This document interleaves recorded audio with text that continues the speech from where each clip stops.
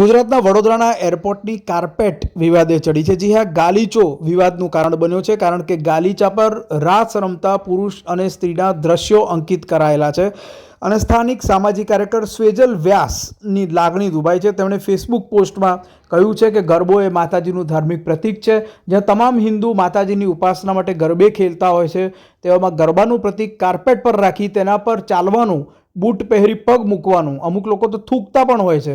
આ જોઈ મારી આસ્થાને ઠેસ પહોંચી છે। આવું નાસ્તિક કાર્ય પાકિસ્તાનમાં નહીં, આપણા વડોદરામાં થયું છે, જે આજકાલનું નહીં, ખાસા મહિનાઓથી ચાલી રહ્યું છે। જે પણ અતિથિ વડોદરામાં આવે તેને સૌપ્રથમ આ ગરબાના પ્રતીક પર ફરજિયાત પગ મૂકવો પડે છે, કેમ કે આ કાર્પેટ વડોદરા એરપોર્ટના મુખ્ય ભાગમાં લગાવવામાં આવી છે। જો વડોદરા એરપોર્ટ ઓથોરિટી 7 દિવસમાં આ કાર્પેટ નહીં હટાવે તો તેમના વિરુદ્ધ આંદોલન અને કાયદેસરની કાર્યવાહી કરવામાં આવશે। સ્વેજલ વ્યાસની આ ફેસબુક પોસ્ટ ખાસી ચર્ચામાં આવી છે, સમાચાર માધ્યમોએ પણ તેની નોંધ લીધી છે। હવે જોઈએ વડોદરા એરપોર્ટ ઓથોરિટી શું કરે છે, આ ગાલીચો હટાવે છે કે કોઈક બીજું નિરાકરણ આ વિવાદનું લાવે છે।